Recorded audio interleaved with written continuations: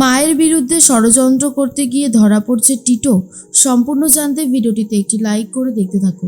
গল্পের শুরুতেই দেখা যায় কোজাগরী তো তোতাদেরকে নামিয়ে দিয়ে একটু রাত করে বাড়ি ফিরেছে, আর সেটা নিয়ে বাড়িতে একটা হুলস্থুলি কাণ্ড পড়ে গেছে। উদ্দালক বসু কোজাগরীর মুখের ওপরে বলে দেয়, তুমি যদি এই রকমভাবে বেলেল্লাপনা করতে থাকো তাহলে এই বাড়িতে তোমার জন্য কোনো জায়গা নেই কোজাগরী। কোজাগরী তখন বলে, বাহ উদ্দালক বসু বাহ, এই তো আসল কথাটা তাহলে বলতে পেরেছো। আমিও ভাবছিলাম যে তুমি আসল কথাটা কখন বলবে, সেটার জন্যই অপেক্ষা করছিলাম। তবে আসল কথাটা যে বলতে পেরেছো তার জন্য আমি খুব খুশি হয়েছি। অনুশ্রী তখন বলে, দাদাভাই এসব তুমি কি বলছো? তুমি বৌদিভাইকে চলে যেতে বলছো? তখনই উদ্দালক বসু বলে, অনুশ্রী আমি ওকে চলে যেতে বলিনি, আমি ওকে বলেছি ও যে কাজগুলো করছে সেগুলো একদমই ঠিক না, তাই এই কাজগুলো বন্ধ করে তবে এই বাড়িতে থাকতে হবে। টিটো তখন বলে, মা তো কারোর কথাই শুনবে না বলে ঠিক করেছে। কথা বলতে গেলেই শুধু বলবে তোরটা খাই না তোরটা পড়ি। খাওয়া পড়া ছাড়াও যে অনেক কিছু থাকে সেটা যে মা কেন বুঝতে চায় না আমিও সেটা বুঝতে পারি না।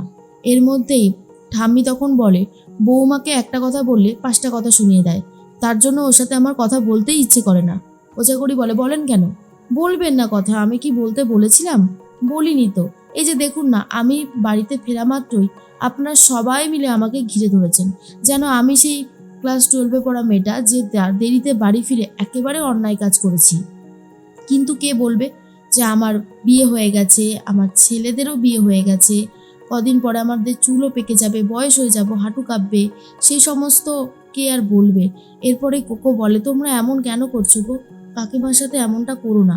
আর তখনই খিলখিল বলে, আমিও তো সেটাই বলছি, কাকিমা তো আর বাচ্চা না, কাকিমা তো নিজের ভালোটা নিজে বোঝে, তাহলে তোমরা কাকিমার সাথে এরকম ব্যবহার কেন করছো?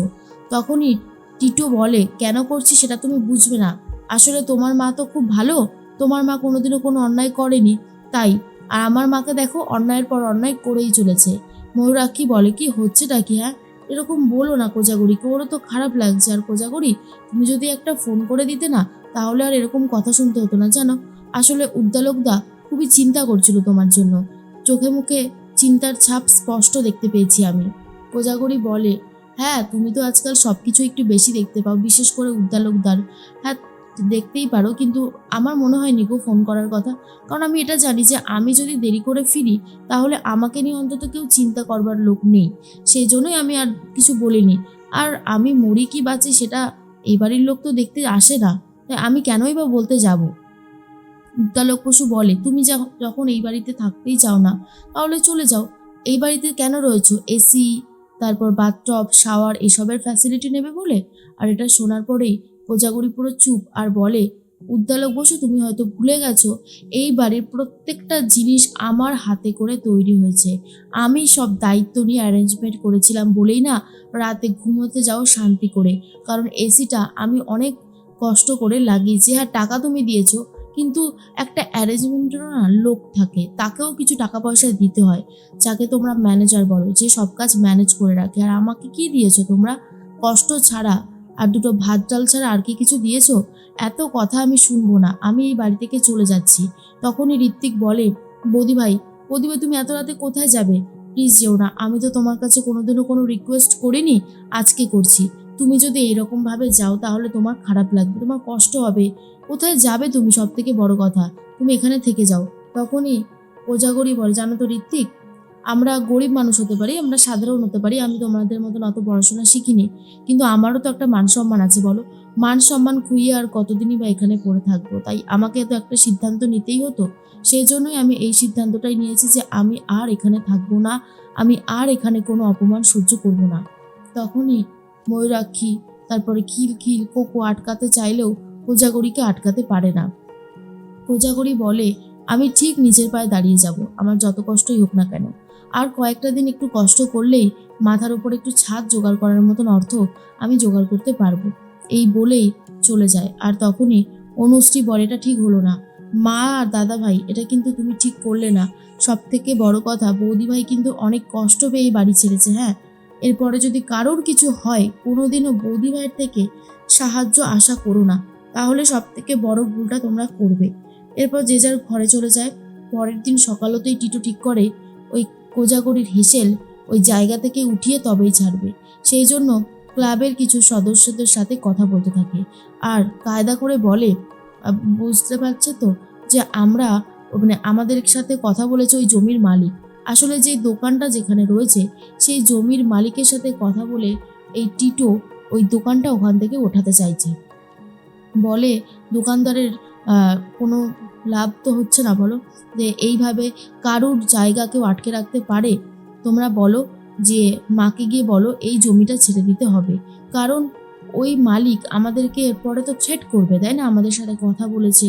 ক্লাবের সদস্যরা বলে কিন্তু ওই জমির মালিক তো আমাদেরকে বলেছিল ওই জমিটা বিক্রি করে দেবে, উনি কোনোভাবেই ওই জমিটা ওই জমিতে বাড়ি করবে না। তাহলে কোজাগরী দেবী যদি তার হোটেলটা চালায়ও সমস্যার তো কিছু নেই। উনি যেভাবে এখন নাম করেছে, আমি তো আমার স্ত্রীকে বলি যে দেখো দেখো কোজাগরী দেবী কত সুন্দরভাবে সব কিছু ম্যানেজ করে এই বয়সেও জোর কদমে এগিয়ে যাচ্ছে। না আমার তো সেটাই মনে হচ্ছে আর কি। আর ঠিক তখনই টিটোর এই সমস্ত কথা শুনতে একদমই ভালো লাগে না, কারণ টিটো তো খুব ভালো মতনই জানে যে এই সমস্ত কথা শোনা মানেই মায়ের প্রশংসা শুনতে হবে। তাই টিটো চালাকি করে বলে, দেখুন আমি এইসব জমি টমি নিয়ে ঝামেলা চাইছি না, আমার মা আগে যেমন ছিল তেমনভাবে আমাদের ঘরে ফিরে আসুক, ব্যাস এটুকুই। কারণ যদি এই রকমটা চলতে থাকে তাহলে তো আমাদেরকে এবারে মান সম্মান খোয়াতে হবে। এই জমির মালিক সেই বা এই জমিটা ছাড়বে কেন? ক্লাবের সদস্যরা বলে কিন্তু জমির মালিকদের সাথে তো আমার ভালো সম্পর্ক, কই আমাকে তো এসব ব্যাপারে কিছু জানায়নি, আপনাদের সাথে কথা বলেছে সেটাই শুনে অবাক লাগছে।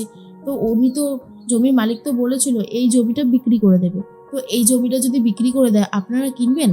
টিটো বলে, না না না না, আমরা কেন কিনতে যাবো, আমাদের তো জমি আছে, বাড়িও আছে, আমরা কিনবো না। তখনই তারা বলে কিন্তু কোজাগরী দেবীর হোটেলটা তো ভালো চলছিল, ওই হোটেলটা বন্ধ হয়ে গেলে তো কোজাগরী দেবীর অসুবিধা হতে পারে, তাই না? মানুষ এতদিন একটা কাজের সাথে রয়েছে, সেই জন্যই বললাম আর কি। টিটো বলে, আপনাদের তো ওসব নিয়ে ভাবতে হবে না, আপনারা কেন ভাবছেন, বাকিটা আমি সামলে নেব। মনে মনে টিটো বলতে থাকে, মা যেই হোটেল নিয়ে তুমি এত গর্ব করো, যেই হোটেল নিয়ে তুমি মাথা ঘামাচ্ছ, যেই হোটেল নিয়ে তুমি আমাদের বাড়ি ছেড়ে দিয়েছো, আজ তো তোমাকে সেই হোটেল থেকে উঠতেই হবে। দেখি তুমি কি করে ওই হোটেলটাকে বাঁচাতে পারো।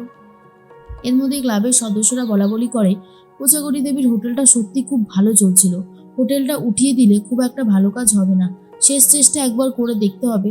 কিন্তু টিটো মনে মনে বলে, ওই হোটেল তো আমি উঠিয়ে ছাড়বই, প্রয়োজনে যেভাবেই হোক না কেন মালিককে আরও বেশি করে উস্কে দিয়ে তোমার হোটেল ওখান থেকে উৎখাত করব এই আমি, যে হোটেলের জন্য তুমি আমাদের সম্পর্কগুলোকে ছিন্ন বিচ্ছিন্ন করেছো, আমাদের বাড়ি ছেড়ে বেরিয়ে গেছো, তোমাকে তো এত সহজে ছেড়ে দেওয়া যায় না।